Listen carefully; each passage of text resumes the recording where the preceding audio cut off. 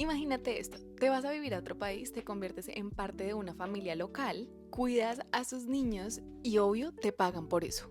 Hoy va a ser un video diferente porque vamos a tener un pequeño story time de cómo resulté viviendo en Estados Unidos, qué es eso de ser au pair, lo bueno, lo no tan bueno, así que vamos a echar bastante chismecito, vamos a responder un par de preguntas, así que ve por tu cafecito y ponte cómodo o cómoda. Pero primero, bienvenidos y bienvenidas a un nuevo video aquí en YouTube, nuestro noveno video de este reto de 100 videos contándoles mi vida o parte de ella en este formato. Entonces ya nos adelantamos un poquito, ser au pair es todo lo que les acabo de decir al comienzo, es algo así como una mezcla entre una niñera internacional y una hermana mayor.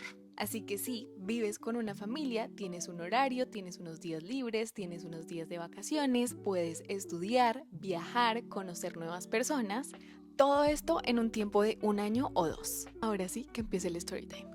Nada de lo que pasó hace año y medio o lo que está pasando en este momento estaba planeado. Vivir esta experiencia no fue algo con lo que yo soñé toda la vida. Primero porque no me gustaba el inglés y segundo porque lo único que me gustaba de Estados Unidos era Disney. Y spoiler, ni siquiera lo he conocido todavía. Pero entonces yo que terminé haciendo como au pair en Estados Unidos. Resulta que en ese momento yo estaba en una relación y él había decidido venir a hacer su vida aquí. Así que mi opción más fácil y rápida para estar juntos fue esa. Yo sé, así de entregada soy para todo. Confié en lo que me había contado una amiga, pagué el programa, empecé todo mi proceso, pero no contábamos con que terminé mi relación un mes después de que ya había tomado la decisión. Y después de pensarlo 1000 veces, agarrarle amor al inglés y obviamente pagar, para mí ya no había vuelta atrás. Tenía sí o sí que sacar esto adelante. Y bueno, así fue como comenzó una de las aventuras más extrañas, exigentes, raras, divertidas, tranquilas que ya les voy a contar el paso a paso, que fue todo lo que yo hice para estar acá. Ahora, aclaración, todos los procesos para ser au pair y todas las experiencias son totalmente diferentes. Yo les voy a contar mi experiencia, esto es súper personal. En mi caso, como yo ya no tenía afán de viajar, yo me tomé todo con mucha calma. La agencia me tuvo mucha paciencia, así que me demoré 1 año en todo el proceso. Primero empecé mis clases de inglés. Esto literalmente fue un cambio de chip porque yo era esa persona que odiaba el inglés, no me entraba con nada, siempre era la materia que yo tenía que reforzar en el colegio, pero después de que tomé la decisión ya no era cuestión de que me gustara o no me gustara, ya sí o sí me tenía que gustar y me tenía que hacer la mejor en eso.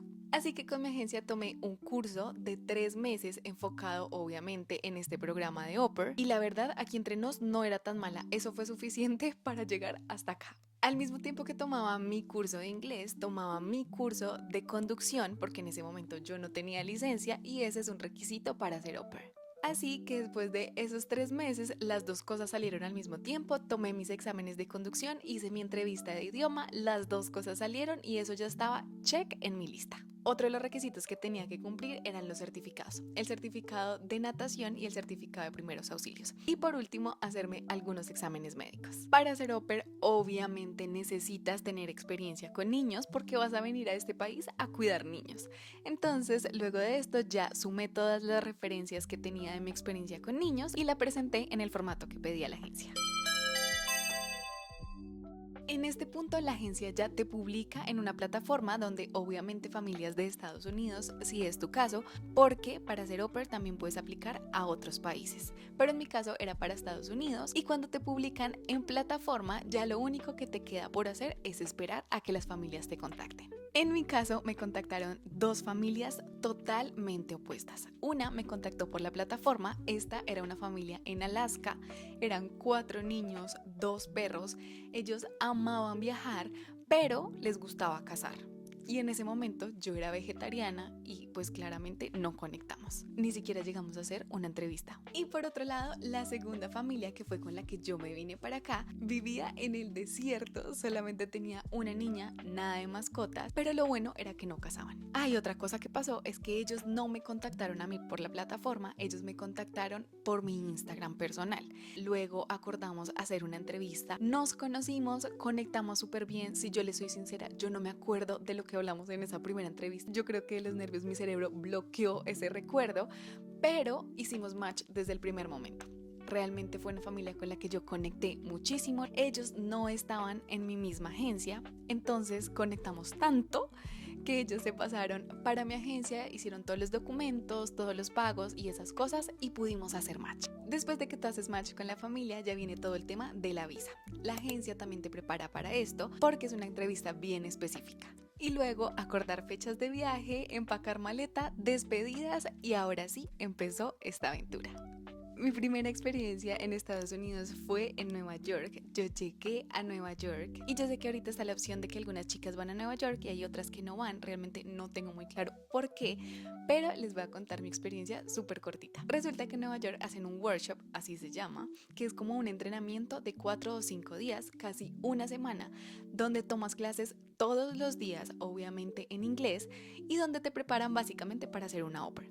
Hablan de las necesidades de los niños en diferentes edades, hablan de primeros auxilios, conoces óperas de todo el mundo, literal, de Alemania, de Japón, de China, de Brasil, de Venezuela, de todo el mundo. Así que aquí puedes aprovechar y hacer muchísimas amigas. Además vas a compartir habitación con una chica que se va para el mismo estado que tú o la misma ciudad si corren con suerte. Lo mejor de todo es que al finalizar las clases tú ya tienes tu tiempo libre, así que puedes salir a conocer todo lo que quieras de Nueva York. Ese fue mi caso. Todas las noches me iba a conocer un pedacito de Nueva York. Realmente fue una semana increíble. Pero después de esa semana, ahora sí a lo que vinimos. El encuentro con la familia. Oigan, sí, realmente es una cosa un poquito incómoda, pero aquí es donde empieza el proceso de adaptación. Yo voy a ser muy sincera con ustedes y es que mi primera semana fue un caos total, o sea, al punto de que yo casi me devuelvo, literal. Pero gracias a Dios y a la vida, yo di con una familia increíble. Mis host parents son una cosa loca y desde el primer momento entendimos todos que esto era un proceso de adaptación.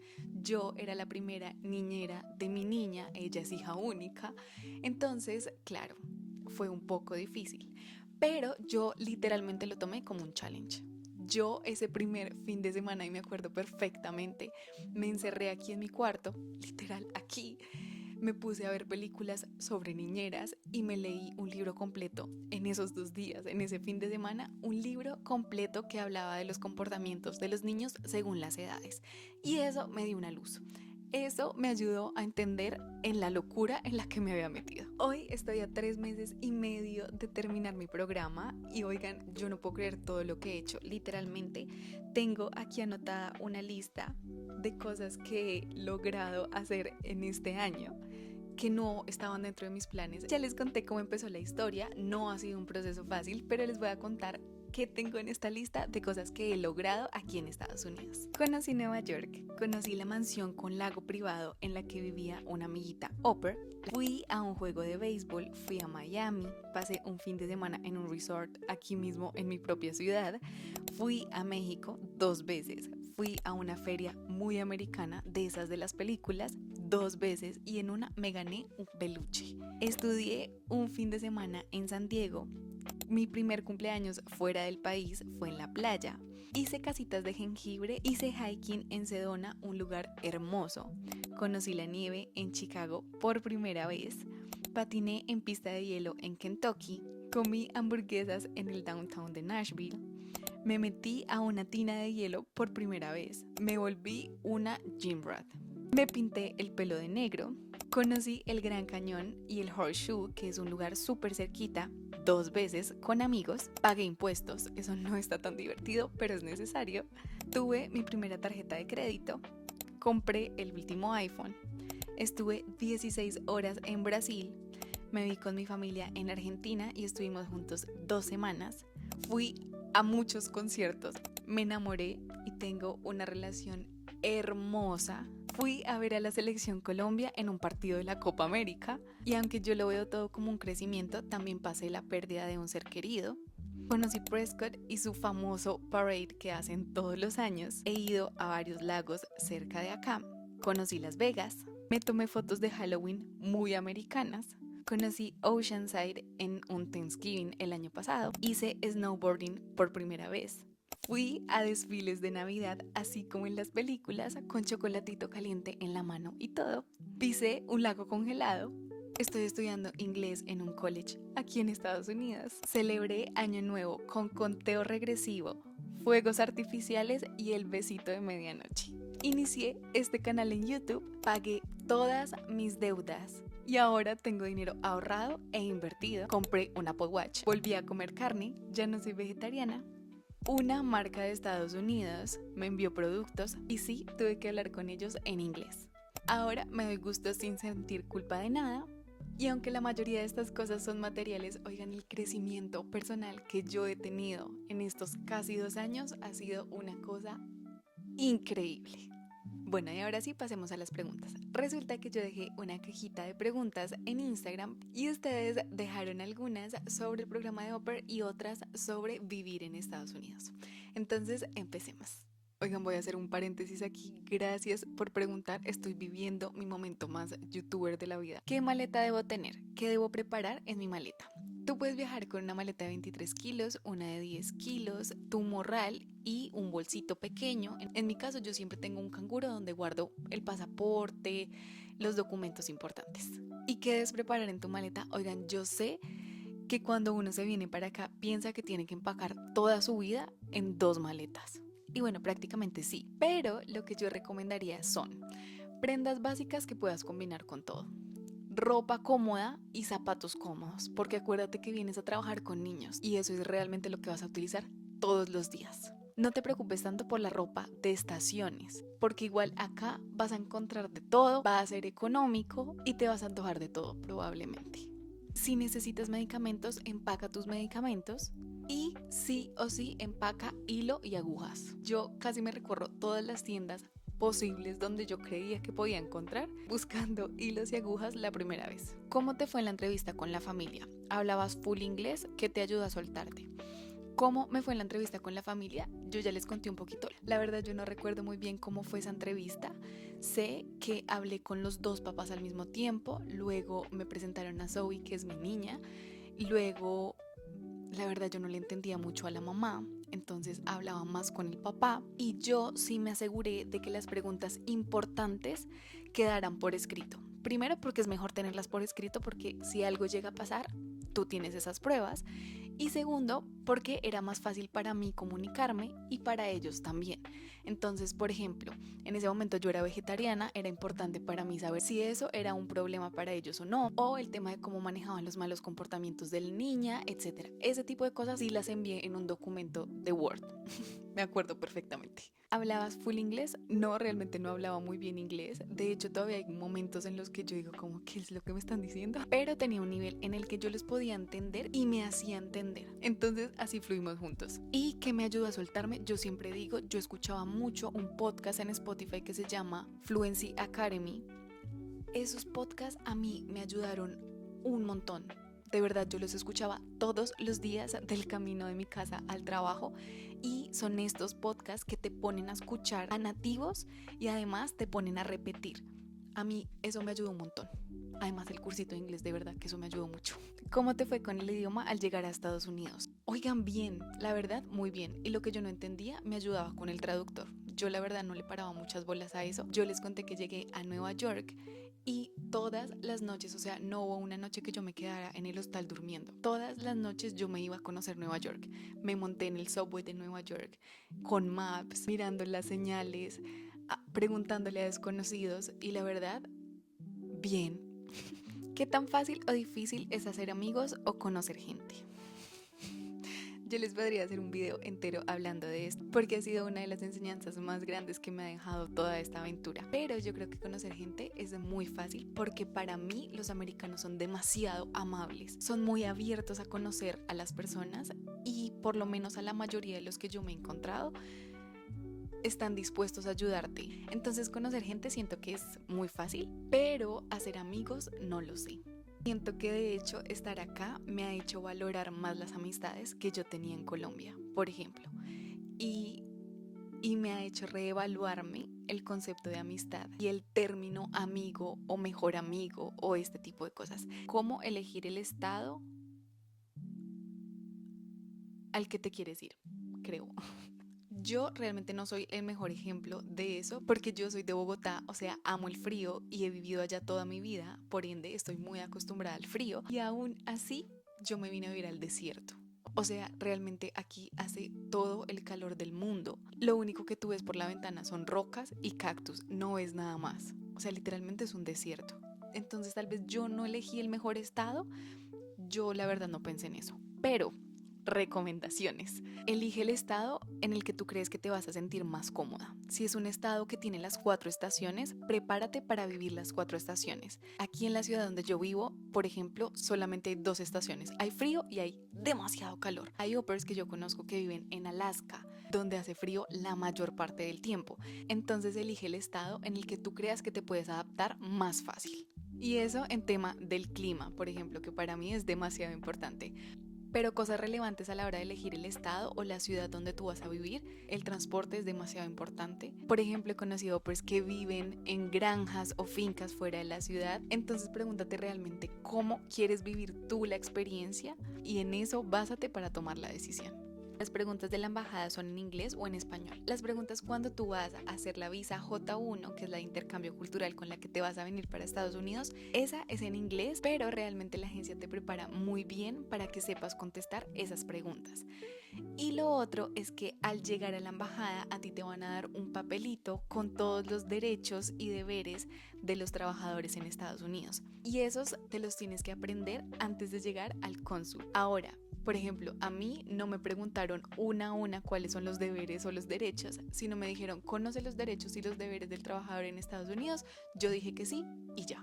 Realmente no es tan difícil como parece, pero sí requiere de preparación. ¿Cómo saber que esa es tu familia? Yo siento que es un tema de intuición. Yo siento que tú vas a saber cuál es tu familia en el momento de la entrevista. Ahora, yo recomiendo no solamente hacer 1 o 2 entrevistas, sino hacer todas las entrevistas que puedan, mantener el contacto por WhatsApp, por mensaje, por lo que sea, pero mantener el contacto con ellos, que ellos te envíen fotos, que tú les envíes fotos. Y si yo les soy demasiado sincera, para mí lo que hace una buena experiencia es tener una buena familia. Más que el estado, más que si te dan carro, si no te dan carro, el pago, lo que sea. Puedes tener otros ingresos siendo au pair. Legalmente y por contrato no puedes tener otros ingresos siendo au pair. ¿Cómo hago con la comida? No como de todo, manejo dietas y me da vergüenza que dirán. Creo que soy la adecuada para responderte esa pregunta. Yo antes de venirme era vegetariana y lo hablé desde el momento 1. Eso fue literalmente el factor que me hizo decidir con qué familia irme. Entonces habla desde el principio con la familia, diles exactamente cuáles son las dietas que manejas, qué necesitas, porque igual es demasiado importante que ese tema se toque, porque son quienes te van a proveer la comida. Pero no sientas vergüenza, es básicamente un no negociable. Y si esa familia te pone algún problema por eso, ahí no es. ¿Cuál era tu mayor miedo? Yo creo que mi mayor miedo era no poder comunicarme, pero como les conté, eso fue literal un cambio de chip y ya, si yo no me podía comunicar utilizaba traductor y ya, entonces no, al final no pasó nada. ¿Qué tips tener en cuenta a la hora de escoger a la familia? Y me dice, yo adoro tu contenido. Maleja es de esas personas que todo el tiempo me escribe, me comenta, le da like. Maleja, gracias, de verdad gracias. Y espero haberte dado una respuesta en las preguntas anteriores y si no, escríbeme un DM y yo te contesto todas las preguntas que tú tengas. Esta última pregunta no es acerca del programa de au pair, pero sí acerca de vivir en Estados Unidos. ¿Cuánto te parece un buen pago por hora, teniendo en cuenta las responsabilidades? Siento que esto depende de muchos factores. El primero, el estatus en el que estés en el país. El segundo, el estado donde estés. Y tercero, lo que estés haciendo. Por ejemplo, yo busqué aquí en el estado de Arizona, que es donde yo estoy, el pago mínimo por hora son más o menos 15 o 16 dólares la hora. Pero hay otros estados donde son 12, son 17, depende. Pero yo creería, y sabiendo lo costoso que es vivir en Estados Unidos, que de 20 dólares para arriba.